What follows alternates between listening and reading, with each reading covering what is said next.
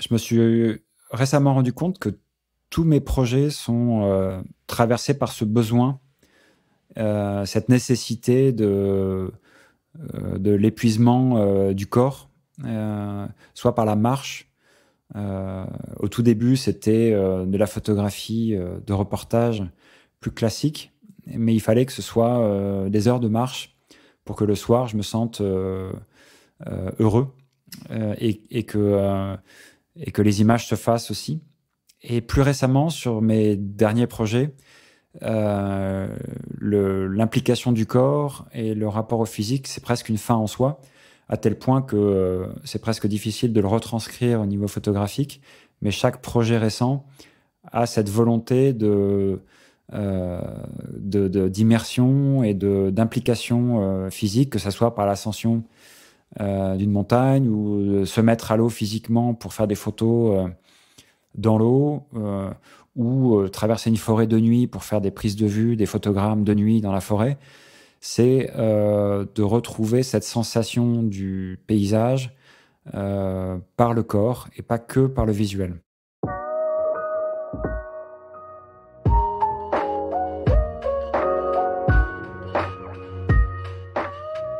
Salut, c'est Alyosha, bienvenue dans Vision.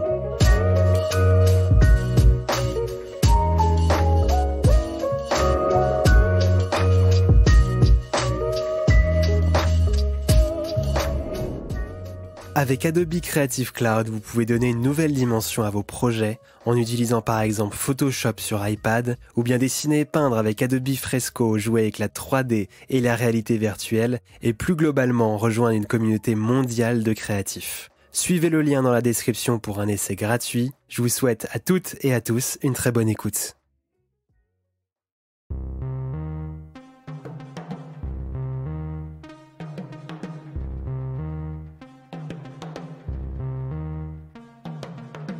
C'est l'image que j'ai ressortie récemment, que j'ai faite en 2005, pendant mon premier projet sur les contours de l'Europe, les nouveaux contours de l'Europe et l'héritage soviétique dans les pays satellites de la Russie. C'est un ami, Jérôme Barbosa, qui en voyant cette image m'a dit que ça représentait un petit peu le petit train de l'histoire.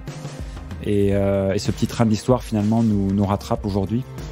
Une intervention, la guerre, l'agression ultra violente de la Russie sur l'Ukraine nous rappelle à quel point l'histoire n'est jamais vraiment totalement digérée et non réglée, même si on a tendance à se voiler un peu la face. Elle se rattrape, elle se réinvite dans le présent finalement, ce passé. Donc voilà, cette statue de Lénine au bout de ce petit train de l'histoire semble plus d'actualité que jamais. C'est une place donc à Kharkov qui est enneigée, avec des traces de pas, quelques stands de fêtes foraines et des rails qui partent du premier plan jusqu'à l'arrière-plan. Et en arrière-plan, il y a cette statue de Lénine qui surplombe cette scène. Au fond, quelques immeubles, cette attraction de la fête foraine qui s'appelle Bomber, voilà, qui évidemment chargée de sens aujourd'hui. Donc qui va au-delà de cette idée d'une fête foraine où personne en fait n'est présent. Le ciel est assez plombé, et puis ce théâtre, on dirait un peu comme un théâtre, comme une pièce qui vient de se jouer ou qui va se jouer. Et sachant que donc on est en 2005 et qu'en 2022, cette scène est en train de se rejouer comme jamais on aurait pu l'imaginer.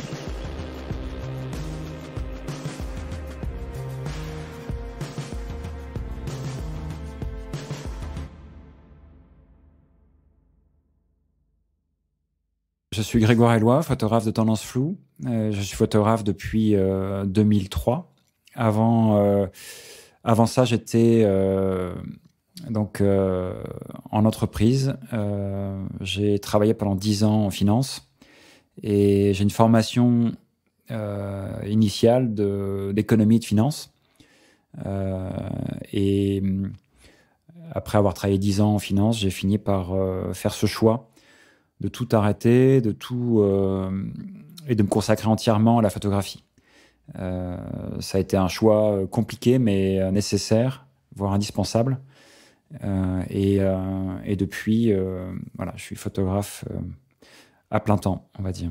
Le fait d'avoir fait ces années de finance avant, en fait, m'ont permis de devenir photographe avant tout par besoin et non pas par nécessité économique. C'était pas un métier que j'ai choisi, c'était vraiment une activité, d'expression, un mode de vie finalement, une extension de sa vie jusque dans l'image, une envie de découvrir le monde par moi-même, de comprendre le monde dans lequel on vit, plutôt que de rester enfermé entre quatre murs. Et il a fallu ces années de finance et, comme dirait Coluche, d'avoir fait 5 ans de droit pour faire tout le reste de travers. Pour finalement mûrir ce besoin. Et depuis, ma photographie est mue par ce besoin de photographier et non pas par formation ou suite à une école ou par nécessité d'en vivre finalement. Donc c'est la meilleure entrée possible dans la photographie, c'est par besoin.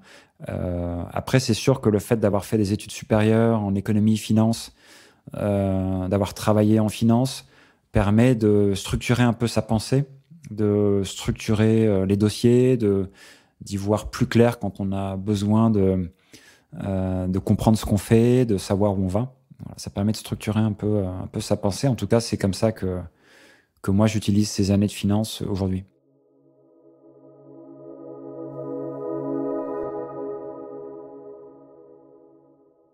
Alors, mon premier souvenir photographique, c'est très visuel, en fait. C'est la ville de New York.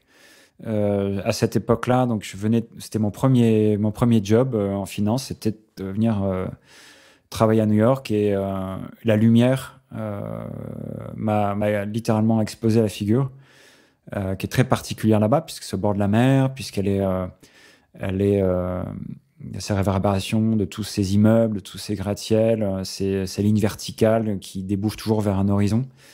Donc visuellement, ça a été un choc. Et puis ça a été la rencontre de deux photographes, amis, Christophe Agou, Antoine Passera, qui m'ont montré ce qu'ils faisaient. Tout simplement de la photographie noir et blanc dans la rue, et qui faisaient des planches contact, chose très, très simple, mais que je ne connaissais pas. Et c'est enfin un livre que j'ai acheté là-bas, le premier livre photographique que j'ai acheté là-bas, qui était le livre de William Klein, New York, qui montrait à quel point la photographie pouvait être empreinte réelle et à la fois dans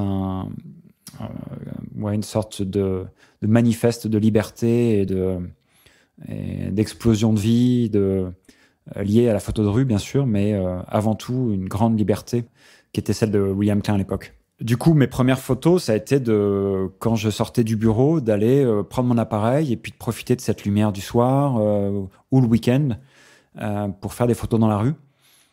C'est assez intéressant de revenir d'ailleurs sur ces premières planches contact, puisqu'il y a déjà le cadre, il y a déjà le sujet, il y a déjà... Par contre, c'est beaucoup de photos isolées, on ne sait pas très bien ce que ça raconte, mais il y avait cette envie de se rapprocher de scènes, de personnes, un peu comme la manière d'un photoreporter finalement. Et bien sûr, cet attrait, cette envie de se rapprocher de la lumière.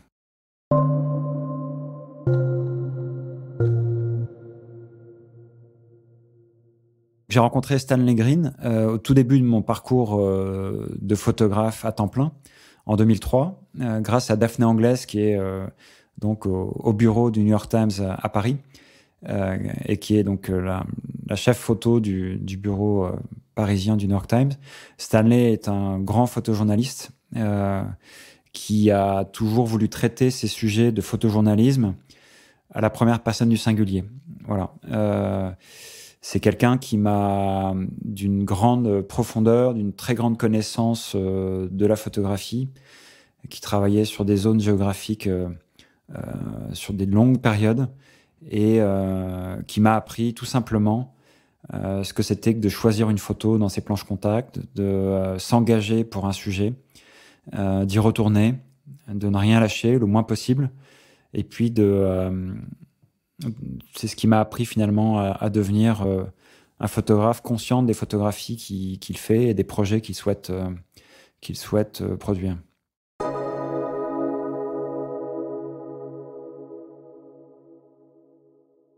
Alors, j'ai d'emblée photographié en noir et blanc. Pourquoi? Je ne sais absolument pas. Je sais que je regardais beaucoup les expos, les livres de photographes noir et blanc.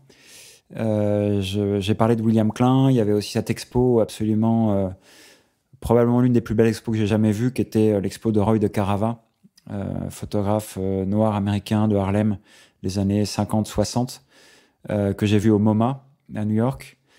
Et voilà, c'est cette richesse des gris, cette densité des noirs, la façon dont le noir et blanc dompte la lumière ou la dirige, c'est ce qui m'a d'emblée plu. Et puis bien sûr le tirage, qui est quand même plus facile en noir et blanc qu'en couleur, et de voir qu'on peut, comment dire, prolonger la photographie jusque dans le tirage.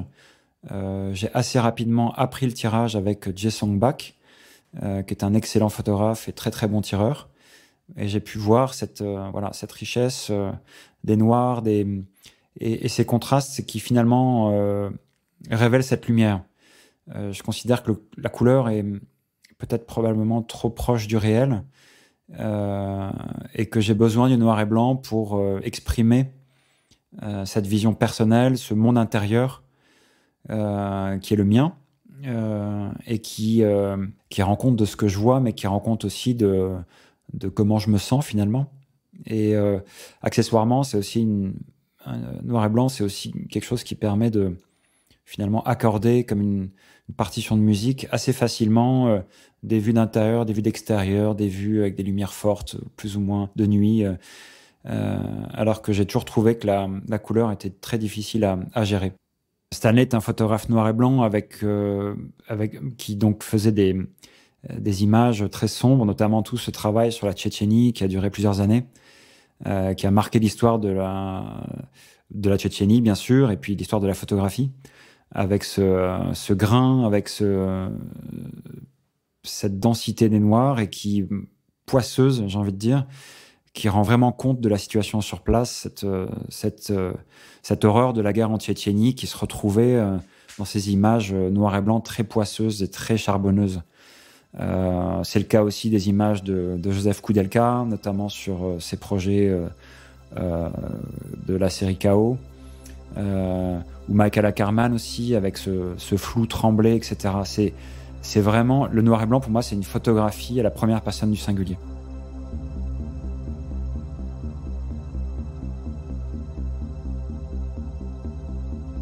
Je dirais que la photographie accompagne une longue marche, accompagne une journée en montagne, accompagne une prise de vue à l'eau.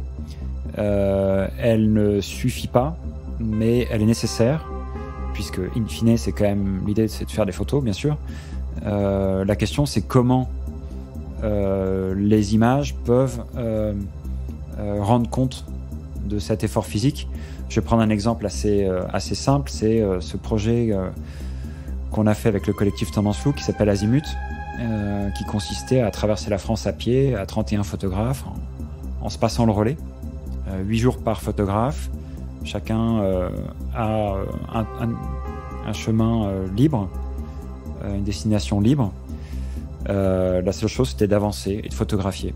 On s'est très vite rendu compte que marcher et photographier ne sont pas forcément compatibles. On peut avoir marché, être très heureux d'avoir avancé, d'avoir accompli cette marche, d'avoir donc physiquement avancé, sans pour autant avoir de bonnes photos. Donc il faut réussir à mêler les deux, et à se dire que les deux sont peut-être deux démarches parallèles, mais de faire en sorte qu'il n'y ait pas l'une sans l'autre.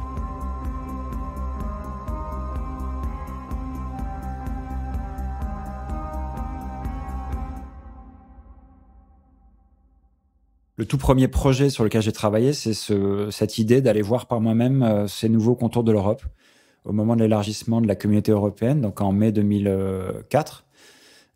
Tout ce bloc de l'Est était rattaché à la communauté européenne, donc tout un pan de notre histoire était rattaché à la communauté européenne.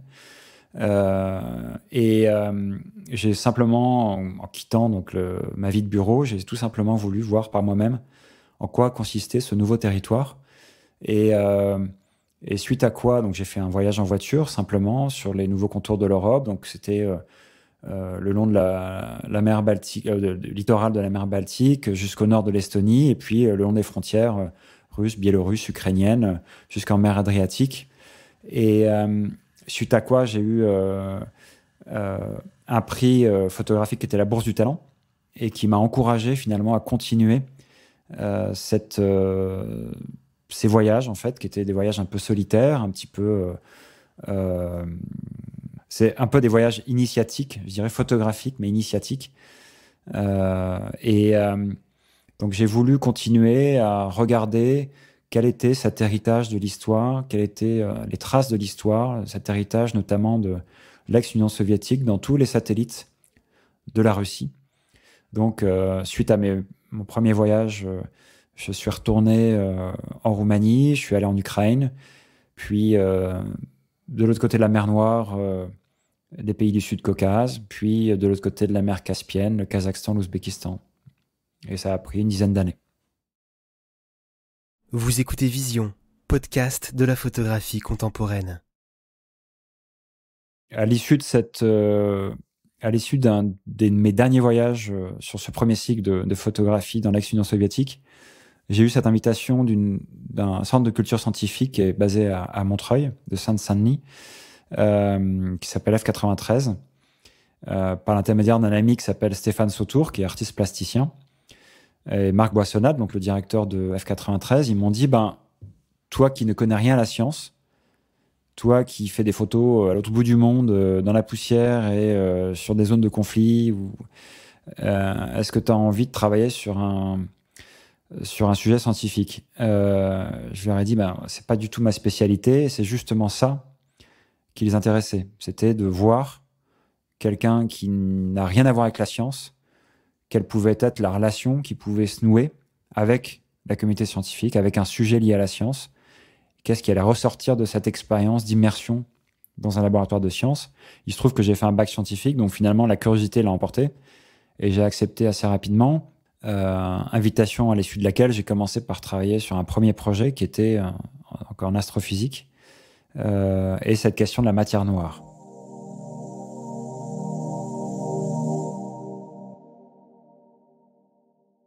Donc à la faveur de ce premier projet qui s'appelle A Black Matter, qui était donc une enquête photographique sur la recherche sur la matière noire, donc cette matière manquante dans l'univers, qui fait appel à des notions comme le vide, qui n'existe pas réellement finalement. Le vide est toujours rempli d'une matière plus ou moins présente, mais il y a toujours de la matière.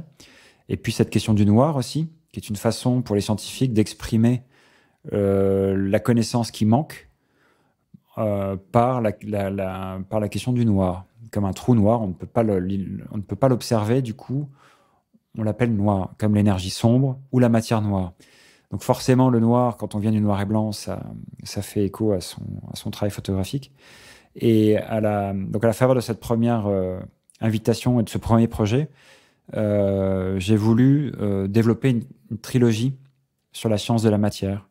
Donc premier volet étant l'astrophysique, la science des particules, puis un chapitre sur la géophysique, la géologie et la sismologie. Ça, c'est un travail que j'ai fait avec des scientifiques de l'École normale supérieure, l'ENS. Et puis un troisième volet sur l'eau, qui est donc un travail qui finalement aborde la question de la glace et notamment de la glaciologie, que je viens de terminer avec des chercheurs de l'Observatoire Midi-Pyrénées à Toulouse.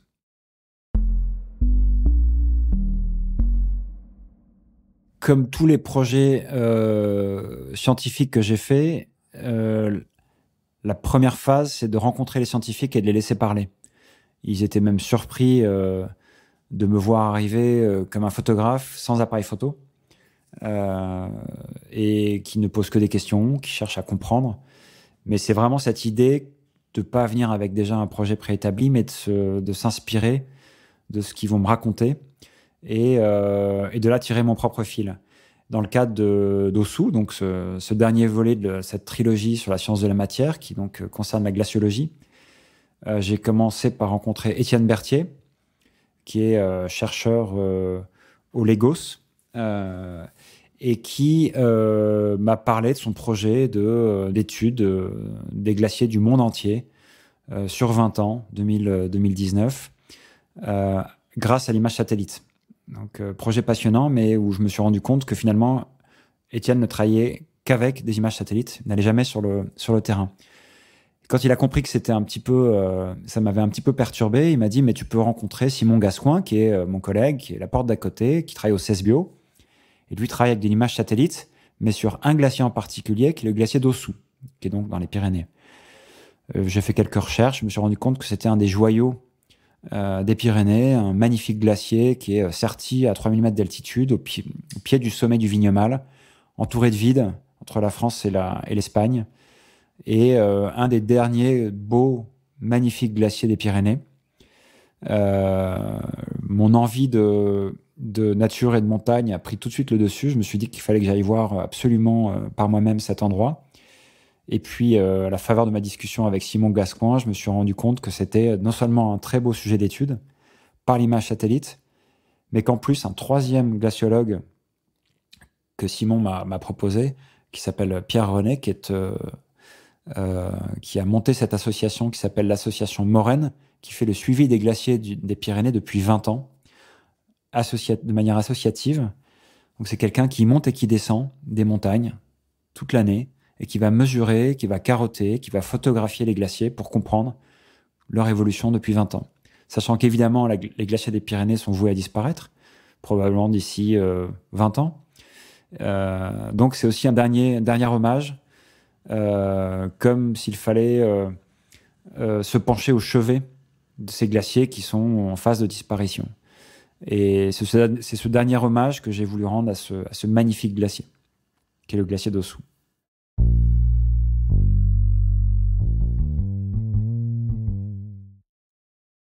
Ce que j'ai assez vite compris par rapport à la question de la glaciologie, c'était que c'était beaucoup une question d'échelle. C'est une montagne qui est forcément grande, difficile à photographier dans son entièreté. Y accéder, c'est évidemment 3-4 heures de marche. Et il était question de la matière, donc c'est aussi la question du microscopique. Que par ailleurs, la meilleure réponse que les glaciologues trouvent par rapport à l'évolution des glaciers, ils la trouvent en prenant une image faite par un satellite qui a 500 km d'altitude.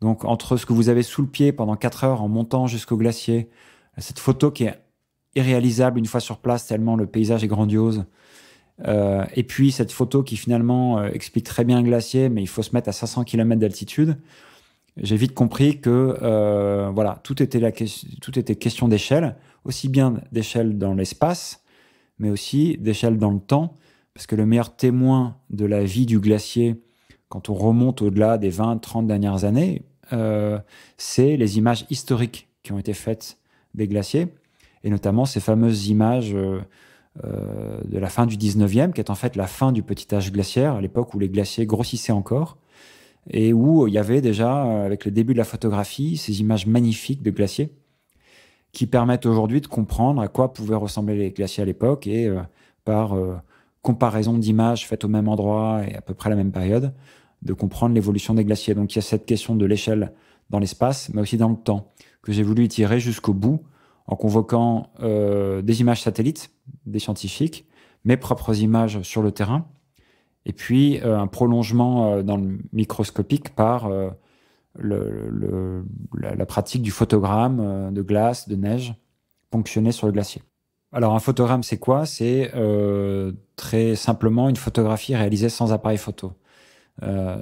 C'est Man Ray qui a développé ça au début du XXe, mais essentiellement en laboratoire. Ça consiste tout simplement à poser un objet sur du papier photosensible, dans le noir ou à la lumière rouge, donc à la lumière inanictique, et qui, en allumant la lumière ou de la pièce dans laquelle vous êtes, ou simplement en faisant une photographie au flash, le papier est exposé par la lumière, mais l'objet posé dessus laisse une trace de son opacité sur le papier. Donc tout ce qui ne laisse pas traverser la lumière reste blanc, et tout ce qui a eu la lumière monte dans les noirs, que ce soit du gris foncé, du noir. Donc en apposant de la glace ou en apposant de la neige, en fonction de la transparence de la neige ou de la glace sur un papier argentique, et en le flashant avec la lumière de la pièce ou au flash de l'appareil photo, vous récupérez une trace argentique, une empreinte sur le papier argentique de cette matière.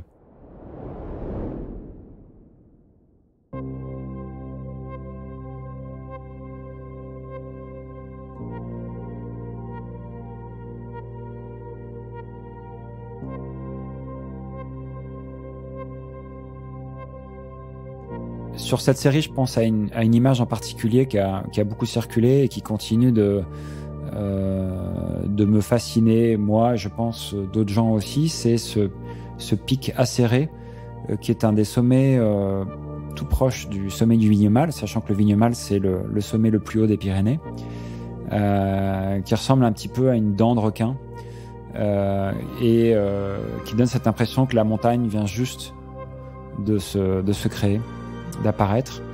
Et ce pic a au-dessus de lui un nuage qui est assez menaçant. Donc on est à 3000 et quelques mètres d'altitude, on est sur le glacier d'Ossou et on a ce ciel menaçant qui montre que potentiellement il peut se passer quelque chose juste après la photo, ou voilà, qu'on n'est pas que l'environnement est instable et que c'est quelque chose d'assez menaçant.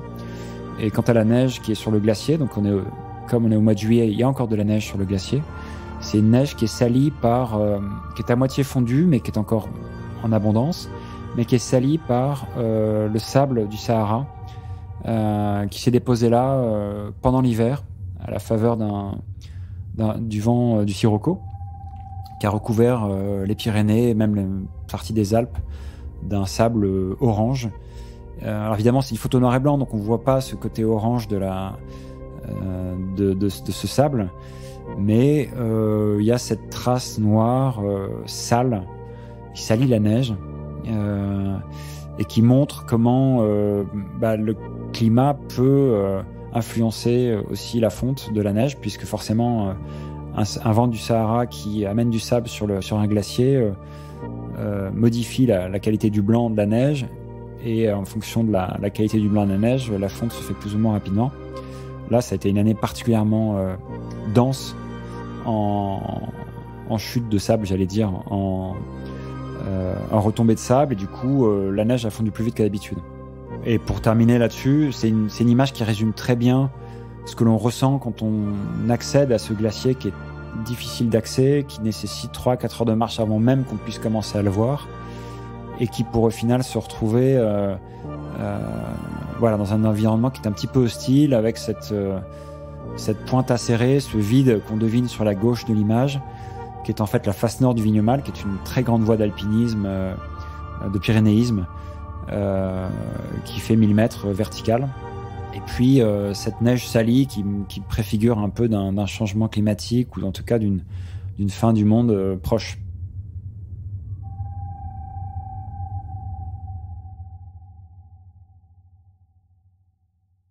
Quand vous êtes photographe et que vous allez voir un scientifique sans appareil photo, c'est assez vite pour entrer dans un dialogue. Le ou la scientifique se rend bien compte que vous n'êtes pas là juste pour faire un reportage de 24 heures sur les manipulations ou sur une expérience quelconque, ou pour faire 3 photos de glacier, mais vraiment pour engager un dialogue. Ce dialogue, c'est quoi? C'est dans un premier temps d'essayer de comprendre ce qu'ils font, et puis dans un deuxième temps d'essayer, en tant qu'artiste, en tant que photographe, non pas d'illustrer ce qu'ils font, mais de faire un petit peu un prolongement, d'aller un petit peu au-delà de ce qu'ils font d'un point de vue visuel, bien sûr, et de faire un prolongement artistique, de faire un prolongement très personnel de leur sujet d'étude, sans quitter cette idée de faire ça en collaboration.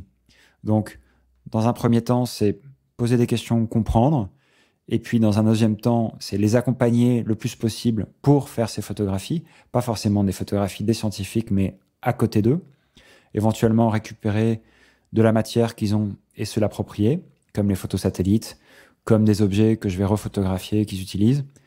Et dans un troisième temps, c'est la phase de restitution, où l'échange se refait de nouveau, où vous montrez les photos que vous avez faites, vous montrez la façon dont vous les présentez, et où les réactions se font, où les idées reviennent, où les scientifiques voient des choses, même vont jusqu'à repenser leur sujet d'étude ou voir les choses différemment que ce qu'ils ont l'habitude de voir.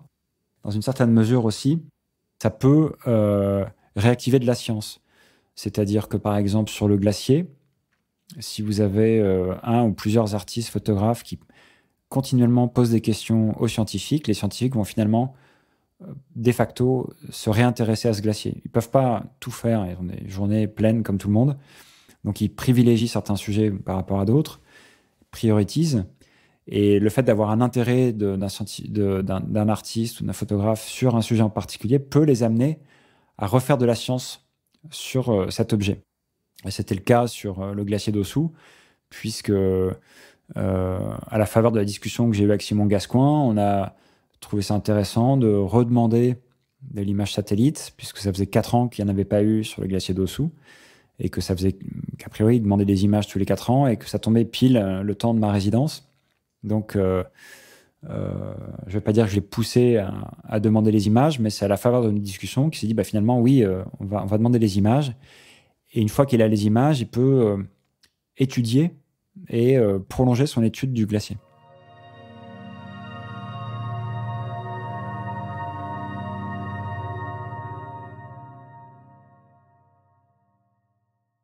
Étant moi-même passionné par la photographie, par le support photographique aussi, puisque je viens de l'argentique, donc du négatif, du tirage, ce qui implique des conditions de conservation, une manipulation.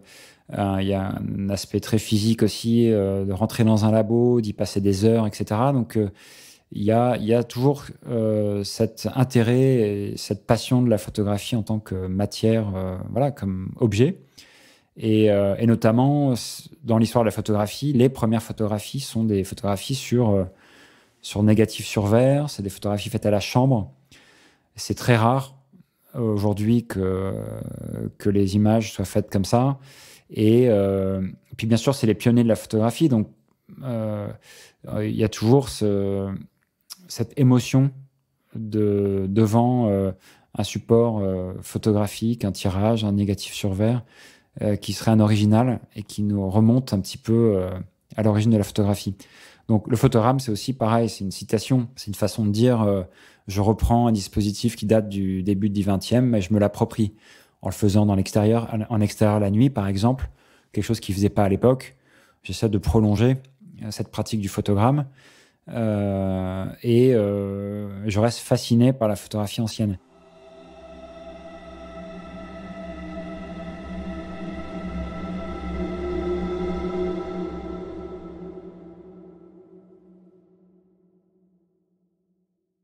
Dans le cadre du projet Ossou, donc sur ce glacier des Pyrénées, j'ai eu assez vite, dans le cadre de mes recherches, l'occasion de tomber sur le fond d'Eugène Trutat, qui est photographe de la région Occitanie, qui était le conservateur, fondateur du Muséum d'histoire naturelle de Toulouse, et dont le fond photographique est conservé là-bas.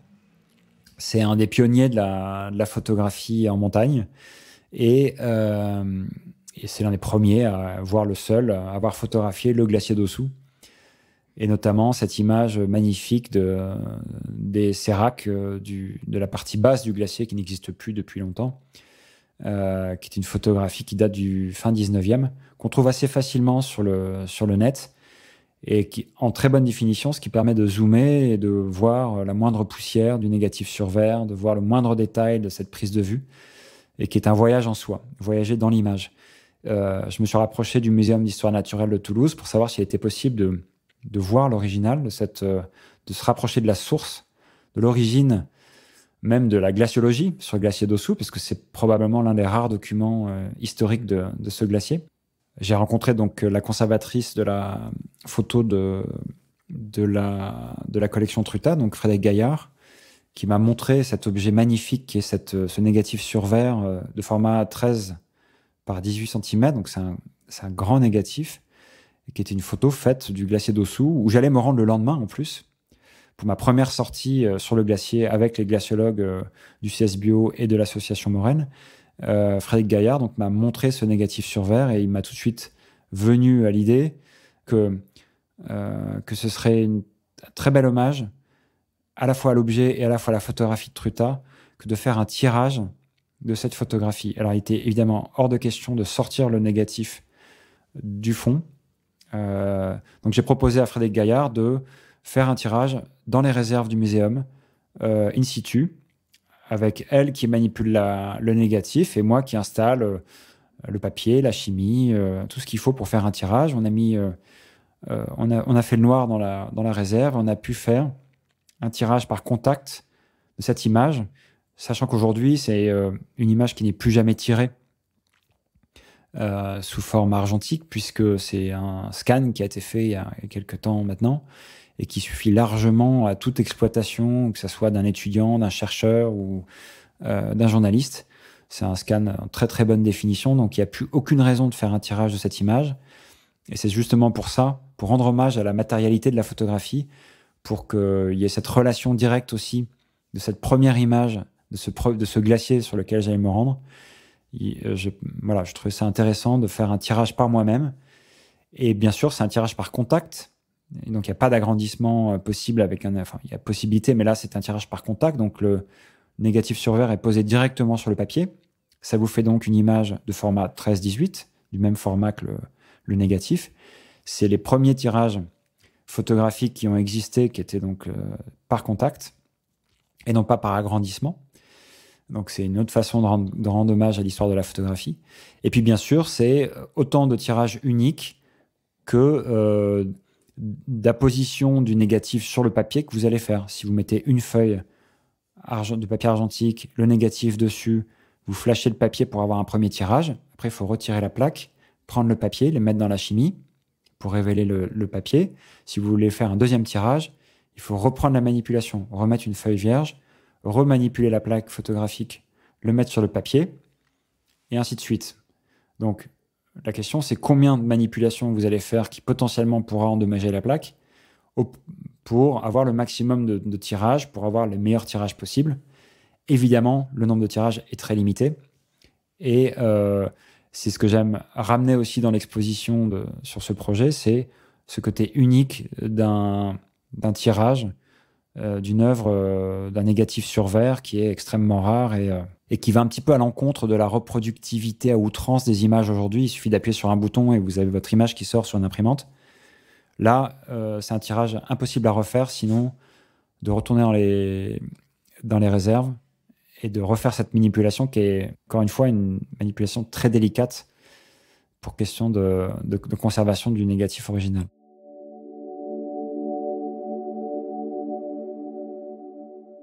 Les résidences, en fait, c'est probablement la plus belle façon de travailler quand on est photographe, puisque vous avez une invitation à travailler sur un sujet que vous avez écrit, que vous proposez, sur une zone géographique ou sur un domaine, pendant un temps imparti, mais généralement un temps plutôt long, avec une grande liberté, et puis cette nécessité que moi j'affectionne particulièrement, qui est de rentrer en immersion. Donc pour moi, c'est le plus beau cadeau qu'on puisse faire à un photographe, c'est de lui proposer une résidence. Donc le troisième cycle de projets sur lequel je travaille, et qui sont le cycle le plus récent, on va dire, qui est ce cycle sur l'environnement et sur cette nécessaire reconnexion à la nature que nous devons tous faire, selon moi.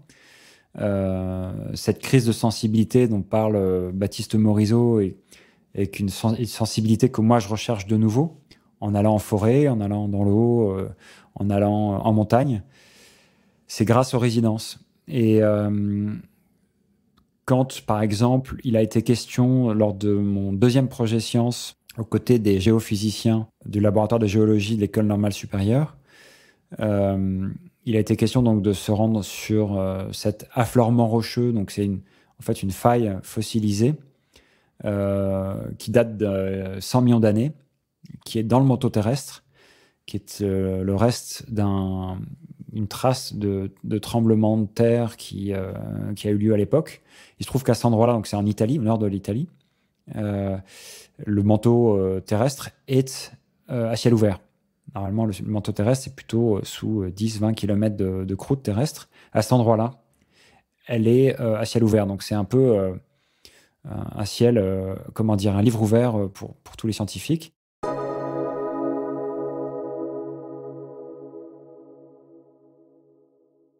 J'ai accompagné donc les géophysiciens du laboratoire de géologie de l'École normale supérieure, donc Alexandre Chubnel, Loïc Labrousse, géologue, et Thomas Ferrand, sur quelque chose qui ressemble à un gros morceau de caillou qui fait peut-être 30 mètres de long, qui est sur le bord de la rivière, en bas d'une route, accessible par une échelle, puisque c'est à cet endroit que les gens partent en rafting et accostent aussi avec leur bateau. Et il se trouve que ce morceau de caillou est un joyau pour les géophysiciens, puisque ce morceau de manteau terrestre raconte l'histoire d'un séisme qui a eu lieu il y a 100 millions d'années, à 40 km de profondeur. Donc je les ai accompagnés donc à Balmuccia, c'est un petit village au nord de l'Italie. Et on a passé une semaine sur ce caillou, 30 mètres de long par 4 de large. Dès le premier jour, je me suis dit, mais qu'est-ce qu'on va faire pendant une semaine? Moi, j'ai rien à photographier à part 3 scientifiques qui sont un peu à 4 pattes, en train de regarder, de griffonner, de nettoyer les feuilles mortes, de prendre des notes dans tous les sens. Et finalement, les jours passant, j'ai compris qu'ils étaient en train de refaire le scénario, de refaire l'histoire de ce séisme d'il y a 100 millions d'années. Ils étaient en train de déchiffrer les messages que donnait la roche. Et je me suis rendu compte que finalement, quelque chose qui pouvait paraître très, très anodin pour quelqu'un de néophyte comme moi, un morceau de caillou sur lequel on marche sans même regarder, pour eux, c'était un livre ouvert sur l'histoire de la formation de la Terre, sur la façon dont la roche réagit à des températures, des niveaux de pression, etc., pour éventuellement, à terme, prédire le mieux possible les séismes à venir.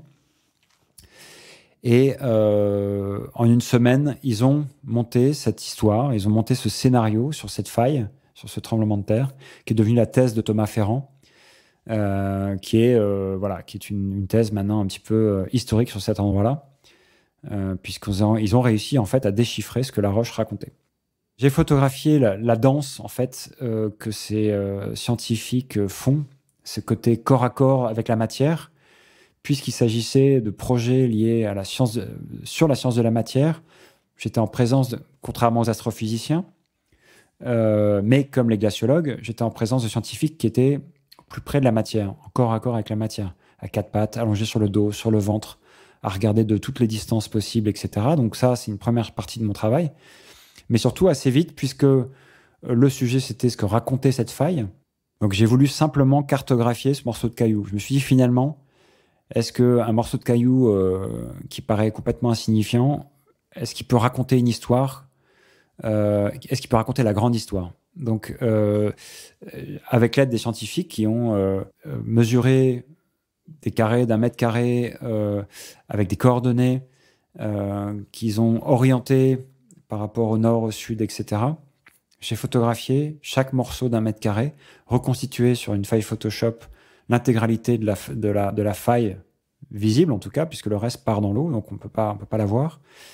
Et puis, j'en ai fait un livre aux éditions RVB Books qui consistait à redécouper ce grand visuel, finalement, composé d'une 60aine d'images en pages reliées, qui vous permet, si jamais vous enlevez la reliure, et si vous prenez 2 livres, puisqu'il y a des images des 2 côtés de chaque page, vous pouvez reconstituer sur votre mur la faille en entier, telle que je l'ai photographiée. On dirait un peu une vue d'avion.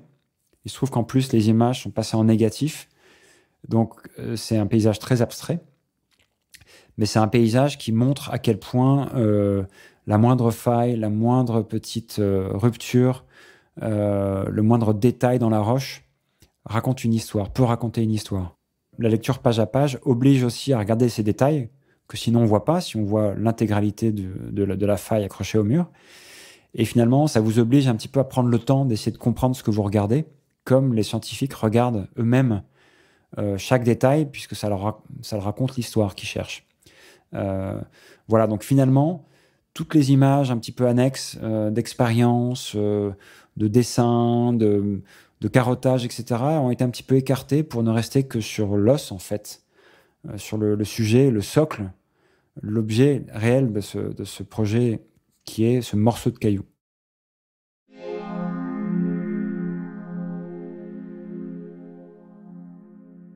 Je m'offre cette liberté de prendre le temps pour mes projets.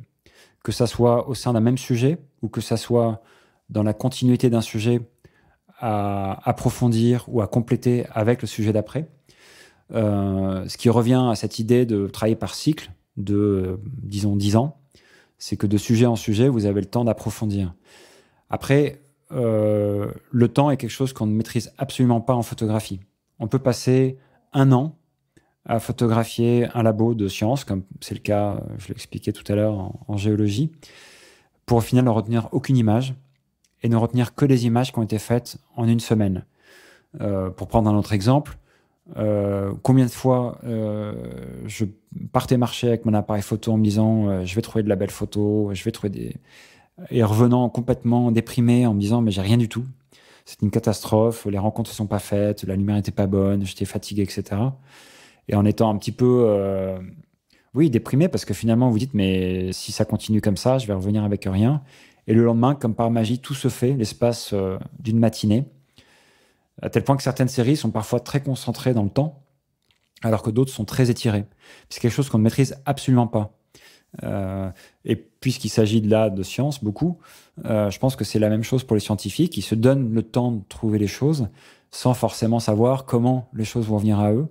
Et c'est parfois la faveur d'un hasard ou d'une surprise ou d'une idée sous la douche le matin que tout d'un coup, tout se fait et tout se met en place. Donc, moi, si j'essaie de faire une chose, c'est ça, c'est de me donner le temps à la fois de laisser poser les choses, parce que quand vous partez faire des photos pendant 3 semaines, c'est beaucoup d'images dans la tête, c'est beaucoup d'images dans la pellicule ou dans la carte de l'appareil numérique. Il faut se reposer les yeux, reposer le cerveau, puis après faire un tri. Avec ce tri qui prend un certain temps, les choses vont se mettre en place, et ça vous permet de revenir sur le sujet plusieurs semaines ou plusieurs mois après, avec un œil neuf, avec cette idée de compléter. Voilà, c'est que le temps qui fait... le temps fait la photographie, mais on ne le maîtrise pas. Il y a un rapport évident du temps à ma photographie, puisque le premier cycle sur l'ex-Union soviétique, c'est donc ce rapport au passé, ce rapport à l'empreinte du passé dans le présent. Et puis il y a... Donc, c'est une évidence que l'assèchement de la mer d'Aral, par exemple, ou les guerres oubliées du Sud-Caucase, c'est le passé qui est présent, finalement, dans le paysage. Et puis, cette idée d'être dans l'eau, d'être dans le paysage, dans la montagne, de mes projets récents, c'est pour être présent le plus possible.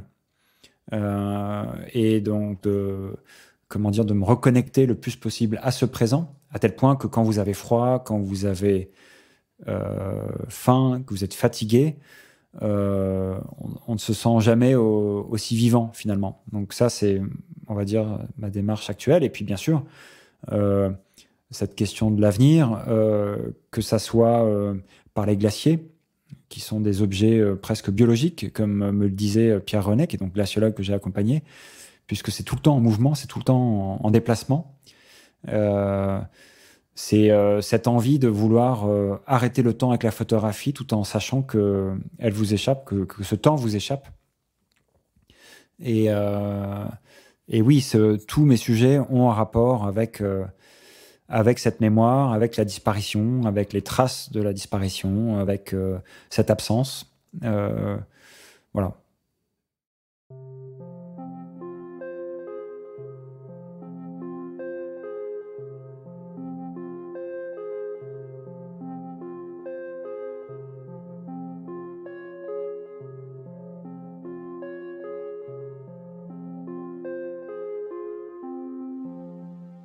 Il fait un temps couvert dans mes photographies. Il fait généralement pas très beau. Alors, évidemment, d'un point de vue du noir et blanc, ça rapporte de la matière, ça rapporte du gris, du noir, ça rapporte des ambiances. Je suis aussi originaire du nord de la France, donc je suis plutôt porté vers ces lumières du nord que celles du sud, même si je suis finalement quand même né dans le sud. à Cannes. Mais voilà, j'ai toujours été attiré par ces lumières du nord, ces lumières douces et notamment ces lumières couvertes par les nuages. Donc voilà, dans mes photographies, il fait mauvais.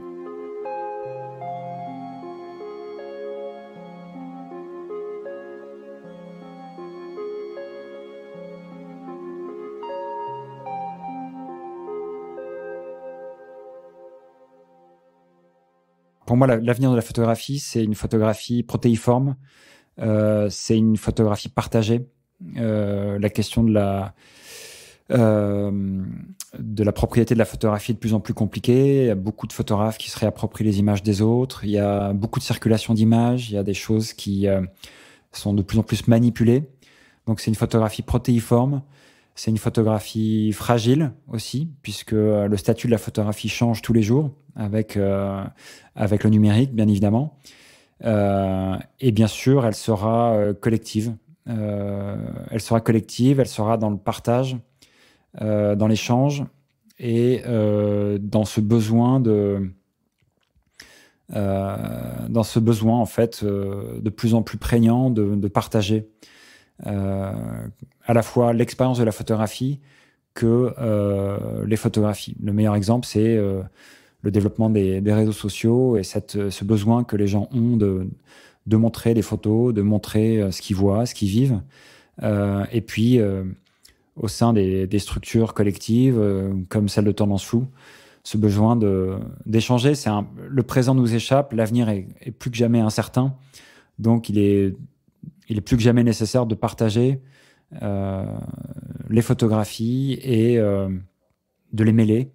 Le futur proche, pour moi, c'est un projet de réappropriation d'images, de glaciologie, en fait, d'images satellites, donc, qui est le résultat de ma collaboration avec Étienne Berthier, donc du Légos dont je parlais tout à l'heure.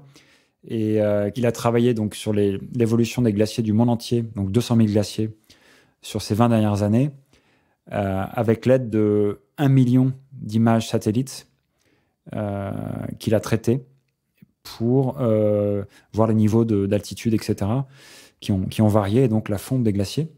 Et ce million d'images satellites, j'ai voulu la publier, tout simplement, sachant que, évidemment, 1 million d'images, c'est trop. Donc, on a réduit à 500. Il a fallu sélectionner parmi 4000 que Étienne m'a envoyé 500 images qui sont toutes plus fascinantes les unes que les autres et qui montrent que finalement, on n'est pas obligé d'avoir un appareil photo pour être photographe. On peut aussi travailler avec les images des autres. Et par contre, il faut faire un choix, il faut faire un editing, il faut faire aussi potentiellement un choix de cadrage puisque l'image à la base est carrée, mais là, on va les publier sous format plutôt rectangle. Et donc, ce livre que l'on prépare avec RVB Books et qui sera une version un petit peu réduite de la maquette originale avec 250 photos pour un premier volume, avec potentiellement, si on les publie toutes, 4000 volumes de 250 images qui pourraient être donc un beau projet éditorial de 4000 livres pour 1 million d'images.